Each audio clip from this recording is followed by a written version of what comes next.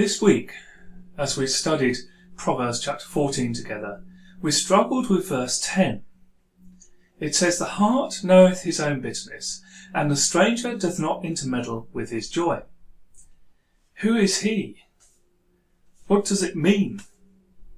If we look at the original Hebrew, we can find out more about the words involved, and we have to look at the structure of the chapter as well. Everything is a contrast between the wisdom and foolishness, between righteousness and sin, between rich and poor.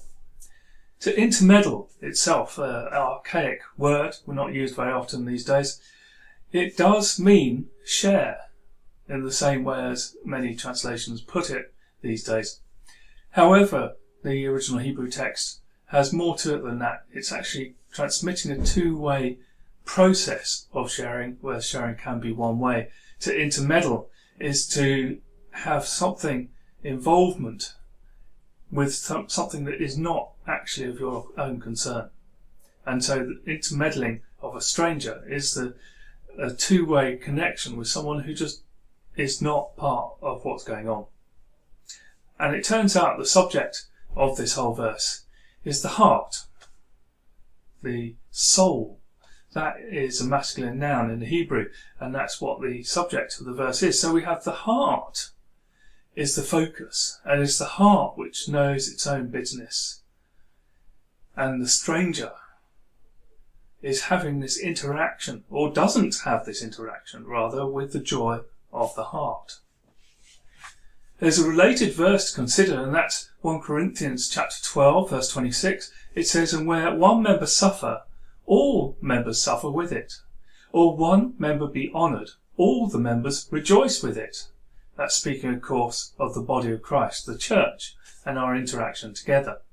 The ideal scenario in our relationships. And so, as we look at this verse, in fact the two verses together, we can clearly see the duality, the two sides, the internal versus the external, the suffering versus the joy.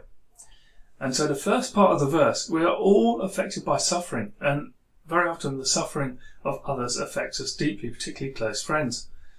However, the suffering of the heart is only truly known by yourself.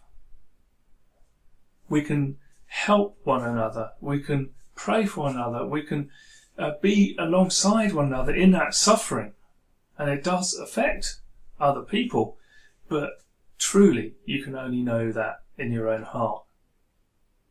On the other hand, joy is something that is frequently experienced as a group thing. We rejoice together, laughing is infectious, and we celebrate together. And so joy is something transmittable and shareable, but it's a two-way thing.